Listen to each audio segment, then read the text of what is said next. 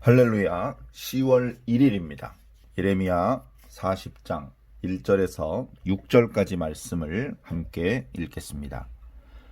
사령관 느부사라단이 예루살렘과 유다의 포로를 바벨론으로 옮기는 중에 예레미야도 잡혀 사슬로 결박되어 가다가 라마에서 풀려난 후에 말씀이 여호와께로부터 예레미야에게 임하니라.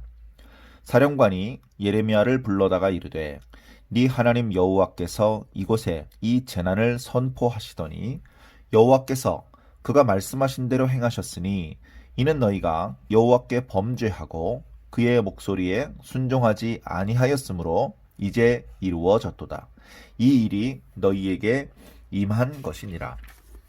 보라, 내가 오늘 네 손의 사슬을 풀어 너를 풀어주노니 만일 네가 나와 함께 바벨론으로 가는 것을 좋게 여기거든 가자. 내가 너를 선대하리라. 만일 나와 함께 바벨론으로 가는 것을 좋지 않게 여기거든 그만두라. 보라, 온 땅이 네 앞에 있으니 네가 좋게 여기는 대로 옳게 여기는 곳으로 갈지니라 하니라. 예레미야가 아직 돌이키기 전에 그가 다시 이르되 너는 바벨론의 왕이 유다 성읍들을 맞도록 세운 사반의 손자 아히감의 아들 그다랴에게로 돌아가서 그와 함께 백성 가운데 살거나 네가 옳게 여기는 곳으로 가거나 할지니라 하고 그 사령관이 그에게 양식과 선물을 주어 보내매 예레미야가 미스바로 가서 아히감의 아들 그다랴에게로 나아가서 그 땅에 남아있는 백성 가운데에서 그와 함께 사니라. 아멘. 예레미야 말씀이 40장으로 접어들었습니다. 또 날짜는 10월달로 접어들었고요. 명절 연휴죠. 말씀 묵상을 그래도 계속 이어나가도록 하겠습니다. 자, 지난 39장에 이미 예루살렘은 멸망되었습니다. 함락되었고요.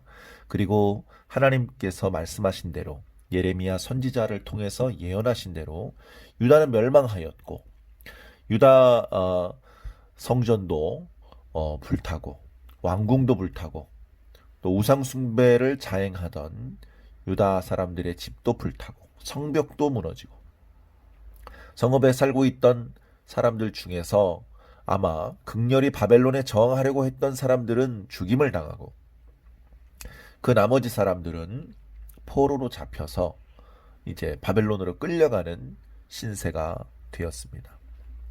아마 예레미야라는 선지자가 있었고 그 선지자가 유다에 대하여서 예언하는 내용들에 대해서 바벨론 왕 느부갓네살과 그의 고관들도 들었던 것 같습니다.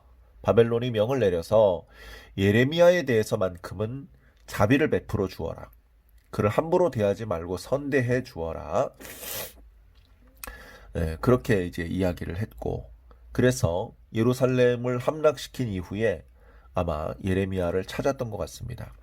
찾아보니 그는 시위대들에 갇혀있는 상태였고 그를 풀어주어서 자유롭게 가고 싶은 곳에 가라 그렇게 이야기를 했던 것 같습니다. 오늘 말씀은 그 뒤의 이야기인 것 같습니다. 그 뒤에 아마도 예레미야를 시위대들에서 풀어주었던 사람이 아닌 다른 사람이 예루살렘과 그 주변에 남아있던 유다 사람들을 바벨론으로 호송하는 과정에서 거기에 예레미야가 다시 붙잡혀서 결박되고 바벨론 포로로 끌려가게 된 그런 상황인 것 같습니다. 그래 그들을 인솔을 해 가던 사령관 느부사라단이라는 사람이 그 포로들을 이제 인계받아서 끌고 가다가 우연히 그 유다 사람들 중에서 예레미야도 섞여서 다른 유다인들과 함께 거기 이제 묶여서 이렇게 포로로 끌려가고 있는 걸 이제 보게 되었습니다. 전에 느부갓네살 왕이 그에 대해서는 선을 베풀어 주어라 라고 했던 말이 기억나서 그랬는지 오늘 말씀에 그에게 이야기를 합니다. 그를 풀어주면서 바벨론으로 가는 것을 좋게 여긴다면 나와 함께 가자. 내가 거기 가서도 너에게 잘해주겠다. 그러나 만약에 굳이 바벨론으로 가기를 원하지 않는다면 내가 억지로 끌고 가지 않겠다. 네가 원하는 곳으로 가서 살아도 좋다. 그렇게 이야기를 했습니다. 순간 그런 질문이 있을지 한 번도 생각해 본 적이 없었던 예레미야는 아마 잠시 고민을 했던 것 같습니다. 이대로 바벨론으로 끌려가는 것이 하나님의 뜻인지 아니면 유다 땅에 남아있는 것이 하나님의 뜻인지 아직 잠깐 고민을 했던 것 같습니다.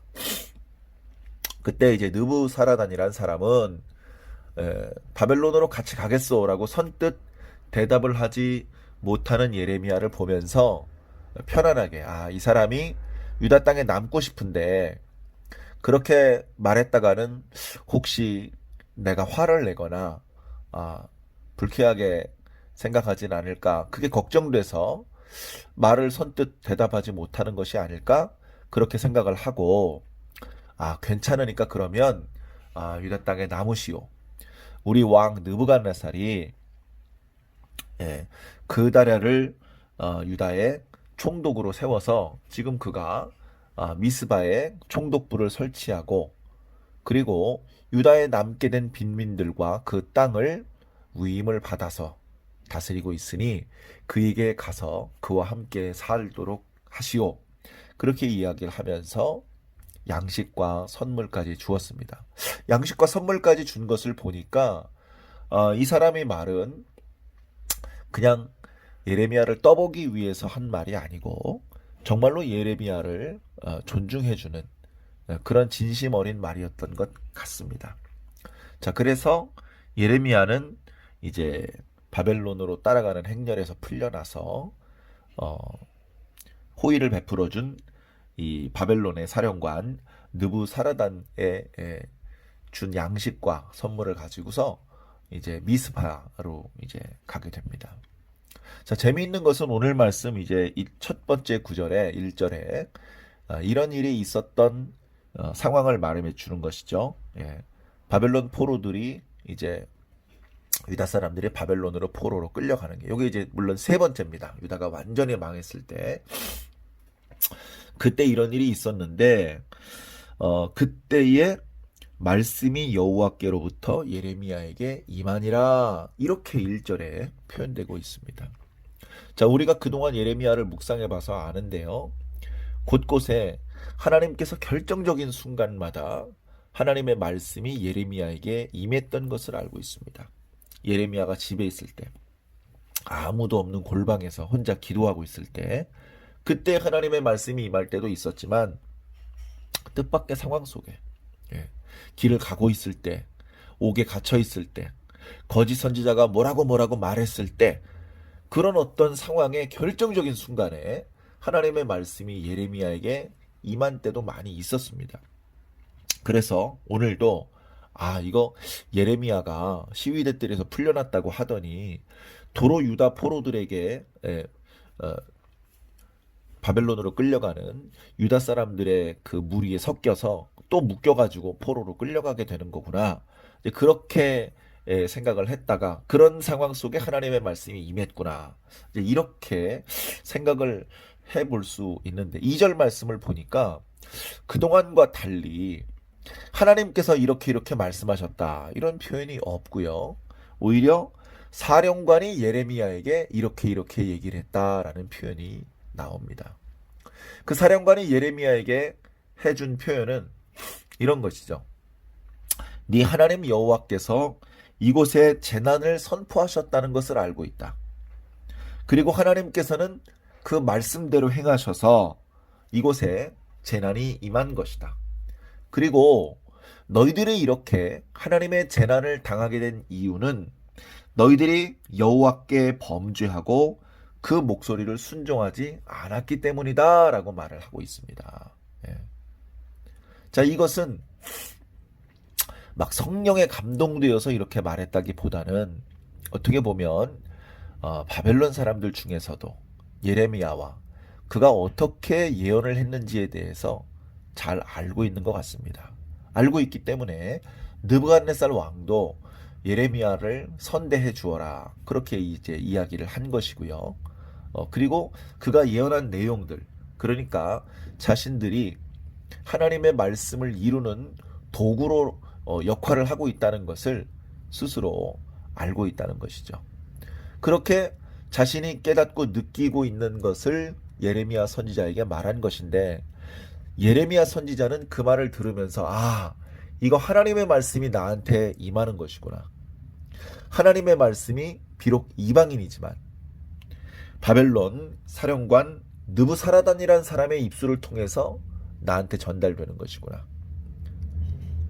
그렇게 예레미야는 받았던 것 같습니다. 그래, 말씀을 들어보니 이건 그냥 지어내는 말도 아니고 조롱하기 위해서 하는 말도 아니고 정말로 하나님의 뜻을 드러내주는 그런 말이구나.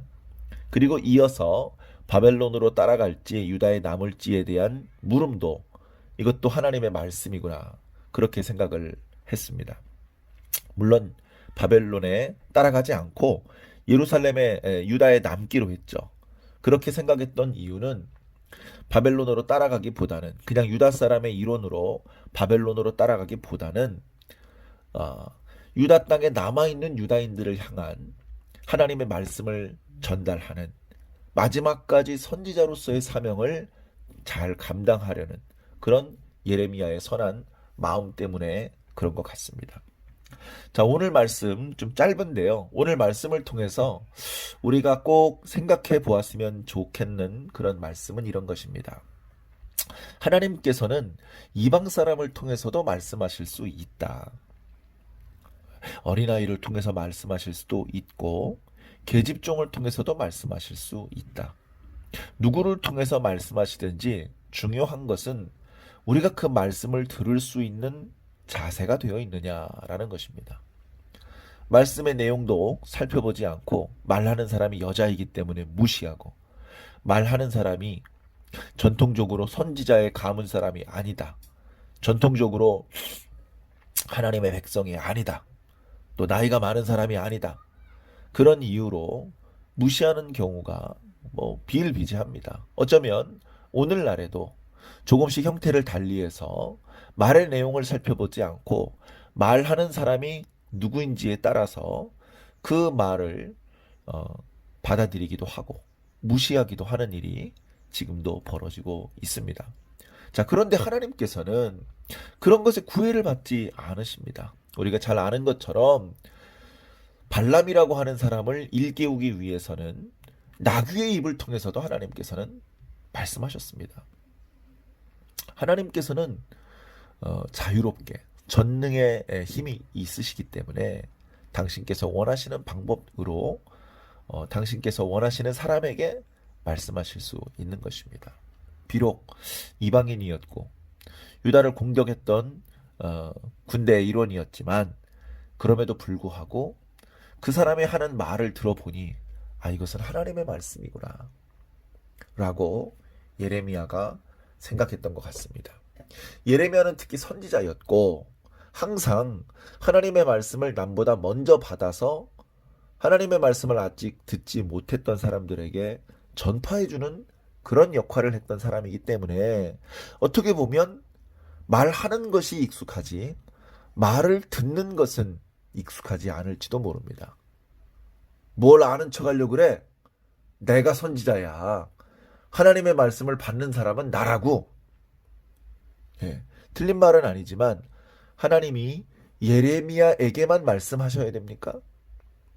하나님이 예레미야에게 갇혀서 예레미야가 아니면 하고 싶은 말씀이 있어도 말하지 못하시는 분이십니까? 그럼 예레미야는 누구를 통해서 말씀을 듣습니까? 예레미야 시대에 이미 에스겔이 준비되고 있었고 또 여러 선지자들이 또 하나님의 역사가 하나님의 종들이 여전히 활동을 하고 있었습니다. 그럼 그들은 다 거짓입니까? 그렇지 않죠.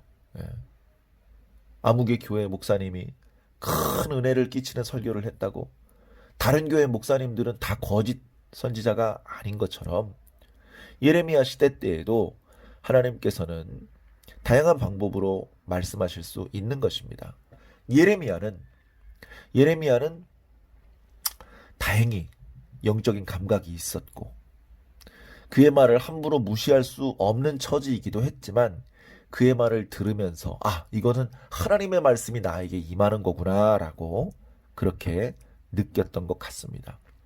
우리도 일상을 살면서 하나님의 말씀을 좀 더 잘 들을 수 있는 그런 영적인 감각이 깨어 있었으면 좋겠다. 그런 생각을 해봅니다. 당연히 우리가 교회에 가서 출석을 하든 비대면이든 예배 시간에 목사님의 설교 말씀을 통해서 하나님의 말씀을 듣습니다. 그리고 개인적으로 성경 읽기를 하고 또는 큐티를 하는 방법으로 또 하나님의 말씀을 듣습니다. 그런데 그것 말고도 우리가 영적으로 깨어있기만 한다면 하나님께서는 여러 가지 방법으로 우리에게 당신의 뜻을 보여주실 수 있고 말씀해 주실 수 있습니다. 우리만 느낄 수 있는 그런 어떤 영성이 깨어있고 정서가 살아있다면 하나님께서 주시는 말씀을 들을 수 있을 것입니다. 하나님은 말씀하시는 신이십니다. 지금도 여전히 말씀하고 계십니다. 그 말씀하시는 하나님의 말씀을 들으시길 바랍니다. 하나님께서 어떻게 하기를 바라실까? 하나님께서 뭘 어떻게 하라는 말씀이시지? 모르겠어. 그렇게 생각하지 말고 빈 백지 상태에서 하나님의 말씀을 경청해 들으십시오. 그러면 하나님께서는 반드시 말씀해 주실 것입니다. 여러분보다 나이가 어리고 배움이 짧고 가진 것이 없고 그런 사람을 통해서 말씀하시더라도 하나님께서 어쩌면 저 사람을 통해서 나한테 말씀하시는 것인지도 몰라. 하나님께서 어쩌면 이런 방법으로 나에게 당신의 뜻을 보여주시는 것인지도 몰라. 그렇게 깨달으시기를 바랍니다. 그렇게 깨닫고 느낄 때에 우리가 좀 더 풍성하게 말씀의 인도, 성령의 인도를 받게 되실 것입니다.